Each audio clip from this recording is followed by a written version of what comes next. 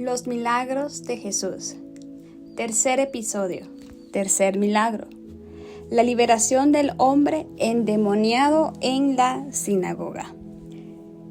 2 Corintios 3:17.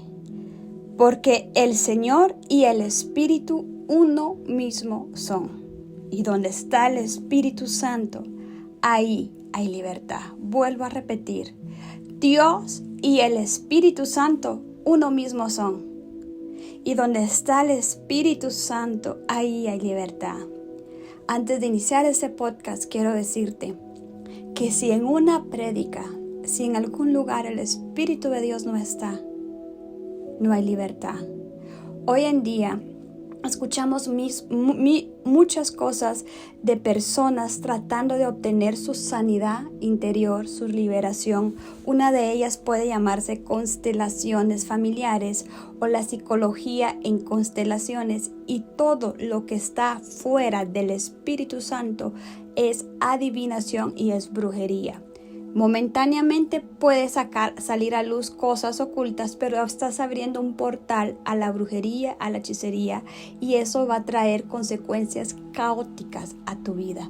Si tú ya consultaste una de estas índoles, estaré compartiendo en redes sociales una oración de autoliberación donde tú te humillas y donde tú clamas al Señor, y tal vez tú le digas: Señor, yo en mi angustia no clamé a ti, no sabía dónde recurrir, caí en esta absurda ayuda, pero hoy confieso mi pecado y redímeme con tu sangre, porque no hay pecado que la sangre de Cristo no limpie y no redime.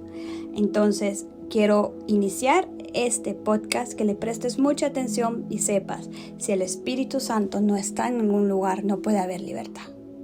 La persona puede seguir presa, cautiva en sus mismas emociones y en mismas situaciones negativas. Si no busca al Espíritu Santo, no hay libertad. Va a ser algo momentáneo, pero va a volver a recaer. Y como Cristo Jesús dijo, si no te llenas del Espíritu Santo, el espíritu inmundo vuelve a recorrer y dice: si mi casa, esa casa que abandoné está vacía, llama a 7 peores. Y solamente puedes llenarte con la unción y la llenura del Espíritu Santo. Voy a hablarte un poco de este milagro. Lo vas a encontrar en el libro del Evangelio de Lucas 4, del 31 en adelante. Jesús venía de ser rechazado de Nazaret. Después del segundo milagro que sucedió en Capernaum, Jesús toma la decisión de ir a su tierra, que lo vio crecer, que lo vio convertirse de niño adolescente en adulto. Y él dice: voy a ir a Nazaret. Al encuentro le salieron varias personas para saludarlo, pues era su barrio, era su ciudad, y le contaban: mira, Jesús, que tengo problemas financieros. Me imagino que de repente viene otra persona y le dice: te cuento que mi hija está enferma, te cuento que me siento mal. Y de plano toda la gente, como acostumbraba ir a la casa de José o a la carpintería que Jesús tenía, pues lo miraban como el carpintero. Y solo le contaban sus problemas, pero lo miraban como el hijo de José, el que tiene la carpintería, no como el Hijo de Dios. Cuando no lo exaltamos a Jesús como el Hijo de Dios, no hay milagros ahí.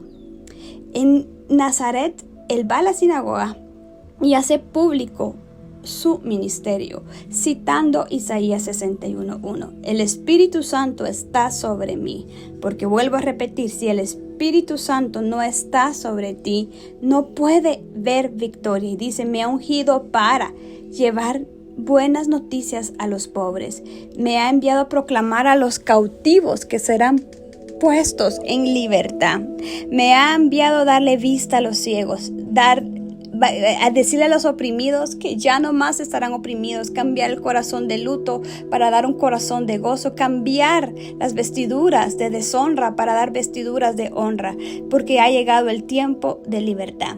Cuando en ese momento Jesús empieza a hablar que Él es, que el Espíritu Santo está sobre Él y que Él es el reino de Dios y que está ahí, se pusieron tan agresivos los fariseos de la ciudad de Nazaret que querían aventar a Jesús de un acantilado, de un barranco. Jesús se puso tan triste porque él sabía que había necesidad. Él sabía que había gente que necesitaba el toque, pero él dijo, sin fe es imposible agradar a Dios. Y sin fe no puedo yo hacer nada, no creen en mí. Pues después de esto, él agarra sus cositas con los discípulos y él dice, regresemos a Capernaum. Y aquí regreso ahora a Lucas 4:31. Dice, después Jesús fue a Capernaum, una ciudad de Galilea, y enseñaba en la sinagoga de aquel lugar. Vuelve a ir a la sinagoga cada día de descanso. Allí también la gente quedó asombrada de su enseñanza, porque Jesús hablaba con autoridad. Mira, de plano las personas decían, aquí no nos vienen a leer la ley de Moisés o el Éxodo, el Génesis, como muchas personas solo lo leen. Aquí Jesús nos está dando autoridad, nos está dando rema. Jesús nos está... Esta palabra está transformando mi corazón, escuchar sus palabras. Y la gente estaba asombrada de la manera en que Jesús predicaba, en la que Jesús enseñaba la Biblia. Yo me imagino que es como cuando a ti te pasa que tú dices, wow, yo he escuchado el Salmo 23 tantas veces, pero ahora que lo escuché por medio de este siervo de Dios que predicó, es como un fuego que está ardiendo dentro de mí. Esa es la unción del Espíritu Santo, el que te está revelando y que está penetrando, porque la palabra de Dios es más cortante que una espada de doble filo, penetra hasta los tuétanos, hasta lo más íntimo de nuestro ser. Versículo 33. Cierta vez que Jesús estaba en la sinagoga, un hombre poseído por un demonio, un espíritu maligno, estaba entre los oyentes. Mira, Jesús estaba predicando en esa sinagoga y dice que había un hombre que de plano tenía un espíritu oculto. No sé cuántos años llevaba yendo ese hombre a la sinagoga, pero vuelvo a decir, si el Espíritu Santo no había llegado antes a esa sinagoga, ese hombre no podía ser libre. Pero cuando Cristo llegó lleno del Espíritu Santo, el espíritu maligno empezó a gritar y a manifestarse. No es para asustarse eso, es para celebrar. Es para decir, llegó el fin, la libertad. Vete, decían los demonios. ¿Por qué te entrometes con nosotros, Jesús de Nazaret? Mira cómo le dicen los demonios. Has venido a destruirnos. Nosotros sabemos que eres el Santo de Dios. Mira qué impactante. Para más, los demonios no le llamaban Jesús el hijo del carpintero. Para más, los demonios decían, eres el Santo de Dios. Gente, tú que me escuchas, el infierno mismo reconoce la autoridad de tu Dios. Los demonios tienen más fe a veces que nosotros. Los demonios reconocen la presencia de Dios. Gritan, claman. Vete, nos estás destruyendo. ¿Por qué nosotros dudamos? ¿Por qué nosotros dudamos de Él? Mira, ¿por qué Nazaret dudó de Él? Para más, los demonios sabían quién era el Señor. Yo sé quién eres. Y yo te pregunto ahora, ¿sabes tú quién es Jesús? ¿Sabes tú quién es Él? ¿Qué hacía ese hombre poseído en la sinagoga? Eso es una pregunta interesante en este pasaje. Y vamos a ver varias cosas en este podcast. Primero, era un hombre común de esa comunidad de Capernaum. El texto no dice que fuera extranjero o alguien marginado o alguien que tenía lepra o alguien que estaba sangrando o alguien que era rechazado. No, él dice que él estaba dentro de la sinagoga. Entonces, si alguien iba dentro de la sinagoga, era una persona común y corriente. Era un judío que asistía regularmente a esa iglesia como cualquier otro. Probablemente nadie sabía que estaba bajo la influencia demoníaca. De plano él sí. Porque él te va a decir, tengo ataques de esto, siento esto, miro sombras, miro esto, miro aquello. Y muchas veces nosotros no sabemos que son cosas generacionales, que tienen que salir. 2, su posesión demoníaca no se había manifestado antes. La Biblia no dice cuántos años este hombre tenía, ni qué puerta este hombre abrió. El demonio guardó silencio por mucho tiempo. A ver si nos vamos a Lucas 11. Yo no sé si tú has escuchado el mensaje, la oración, los 4 niveles de oración en la corte celestial. Jesús lo enseña tan claro en Lucas 11. Pero el último nivel de la oración es la oración de guerra espiritual, donde Cristo dice: si un demonio, un espíritu, un hombre fuerte está empotrado en un palacio, ese demonio guarda silencio y dice: esta es mi casa, de aquí nadie me saca, de aquí nadie me mueve, aquí me encuentro tranquilo. Sin embargo, dice, si viene uno más fuerte que él, le quita sus posesiones, lo saca del palacio y lo pone en vergüenza. Y ese más fuerte es el Espíritu Santo en una persona. Y eso es lo que sucedió aquí. Este demonio se encontraba feliz en ese palacio, en esa casa, en ese hombre que iba en la sinagoga. Guardó silencio, pero no sabía que iba a venir uno más fuerte que él. Y ese es Jesús con el Espíritu Santo. Este demonio guardó silencio por mucho tiempo. Esto es muy importante. Los demonios no siempre se manifiestan de forma violenta. Ojo aquí. Pueden permanecer callados hasta que la presencia de Dios los expone. Por eso no gritó antes. Tal vez si estaba casado, ni su esposa ni cuenta se había dado. Sino gritó cuando la autoridad de Jesús se presentó en aquel lugar. 3. La religión sin presencia de Dios no lo liberó. Es letra. Pablo dijo: la letra mata, pero el espíritu vivifica. ¿Por qué? Y Pablo era fariseo. Pablo se conocía la ley, la Biblia, todo. Recitaba esos proverbios, esos salmos también. Pero la letra, era religión. Por eso yo te digo, Jesús no es religión, Él es relación. Este hombre iba a la sinagoga como todos, pero la ley, la rutina. Pero, repito, la ley, la rutina, los ritos, no podían liberarlos. La tradición, la cultura. Muchos viven oprimidos, pero nadie tiene el poder de romper esas cadenas hasta que llega Jesús. No es la tradición. Ayunar no es un ritual. Isaías 58 habla del verdadero ayuno y dice: si ustedes van a hacer esto para sus propios deleites, para que su orgullo crezca, para su propia vanagloria, mejor no ayunen, hagan dieta, porque ese ayuno Dios no lo escucha. El verdadero ayuno que Dios escucha es de un corazón sincero, que en el día del ayuno no maltrata al prójimo, que el verdadero ayuno es rendir tu corazón: Señor, libérame a mí. Antes de pedir algo, libérame a mí.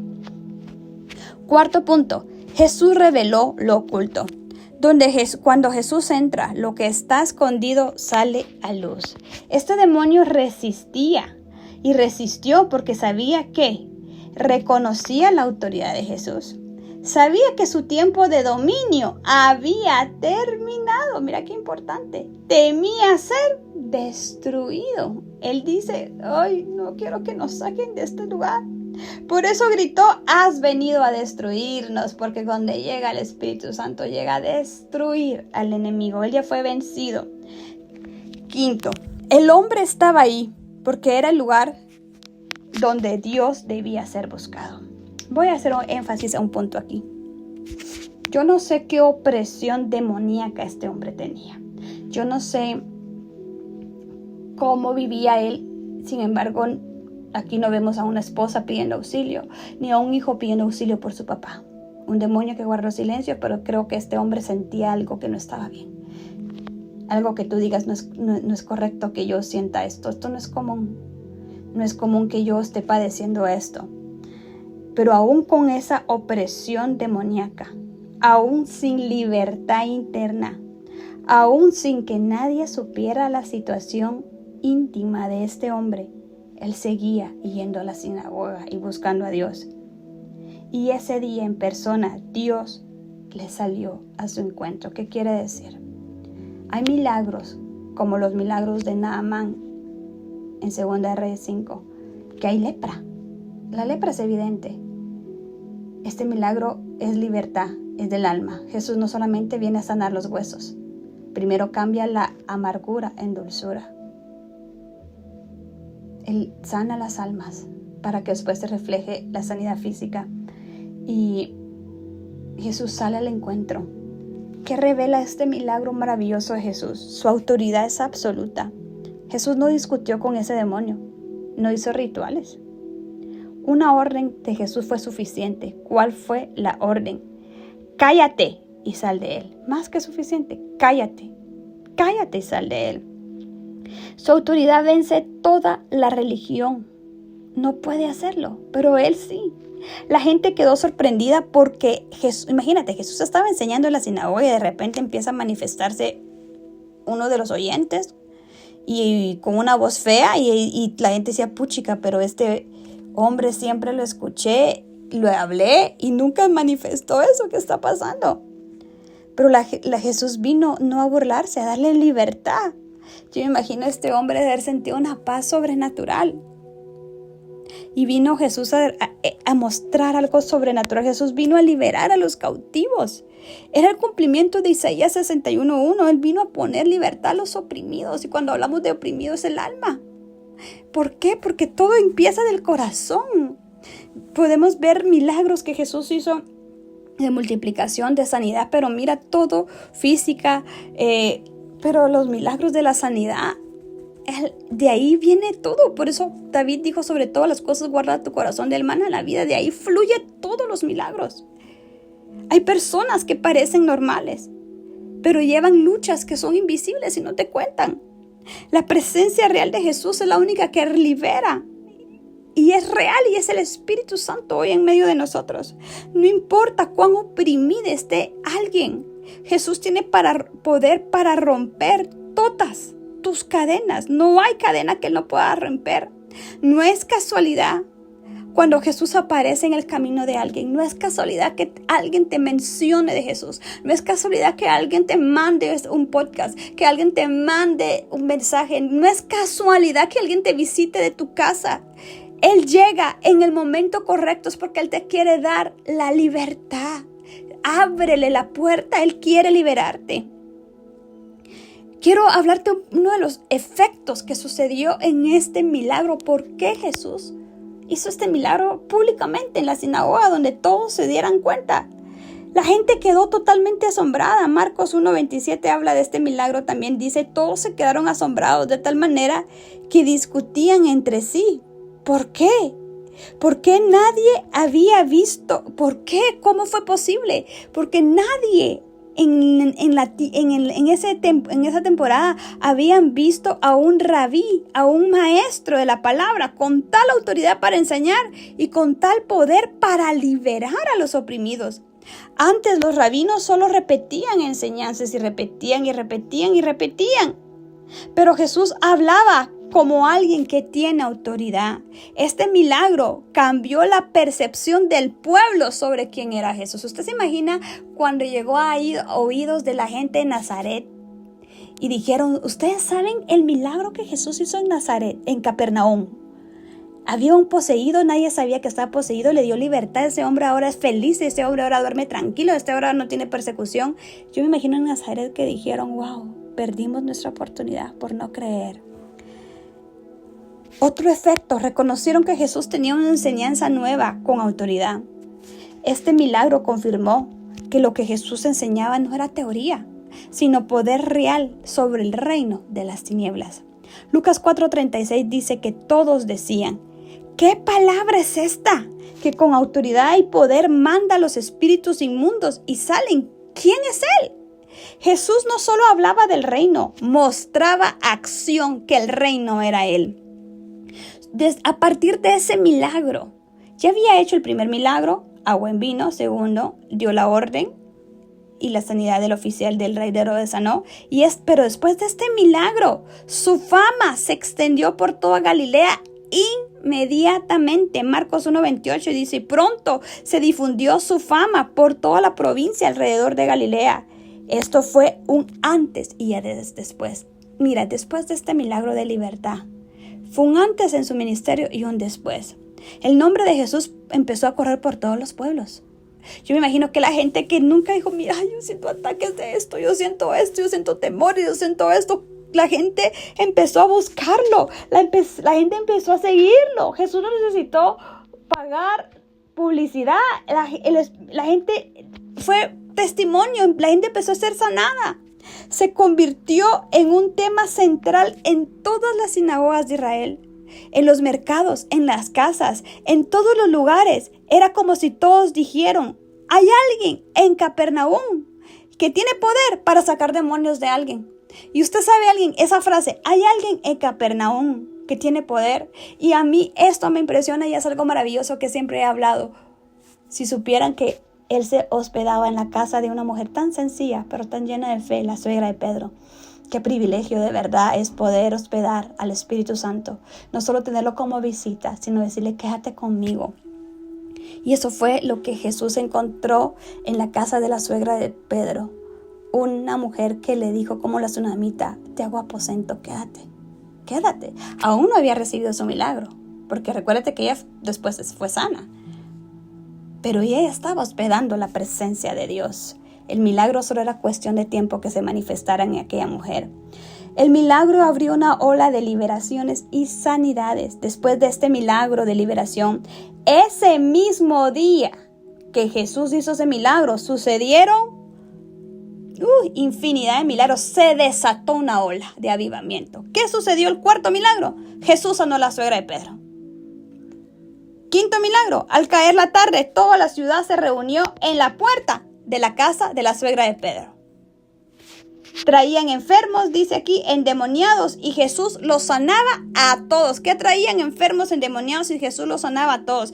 Este milagro de la liberación de este hombre en la sinagoga activó el mover sobrenatural en Capernaum. ¿Te das cuenta? No fue un milagro de sanidad, no fue un milagro financiero, fue un milagro de libertad interior, porque todo empieza desde tu interior. Por eso, cuando Dios me puso a mí grabar sobre los mensajes de enemigos silenciosos en mi corazón, es esto: liberación. Escúchalos. Juntamente con eso ya está completa la serie en YouTube y en Spotify. Escúchalos, porque estoy segura que tal vez tú ni cuenta te has dado que hay algo dentro de ahí que está estorbando que algo fluya. Pero cuando el Espíritu Santo te va a revelar, porque donde Él está ahí hay libertad, y tú vas a oír y él te va a poner que orar, que pedir perdón, que sacar ahí, y desde ahí se va a activar un poder sobrenatural, porque después de este milagro se activó un mover sobrenatural en la ciudad de Capernaum, una ciudad sencilla, un puerto de Galilea. Y Dios va a activar un milagro sobrenatural en tu vida si tú rindes tu corazón. La Biblia dice que el hombre que confiesa su pecado y se aparta alcanza misericordia. Los cielos se te van a abrir y va a haber algo sobrenatural. Se va a activar en tu empresa, en tu casa, en tu familia, porque tú te rendiste a los pies de la presencia del Espíritu Santo. Satanás quedó expuesto y temeroso. Este demonio reconoció públicamente algo que la gente aún no entendía. Yo sé quién eres, decían los demonios. Eres el Santo de Dios. Este reconocimiento exponía que el demonio tenía temor. Revelaba la identidad divina de Jesucristo. Mostraba que el reino de las tinieblas sabía que su reino ya había sido invadido y destruido. Era la primera vez en Galilea que se veía un poder sobrenatural de esa manera.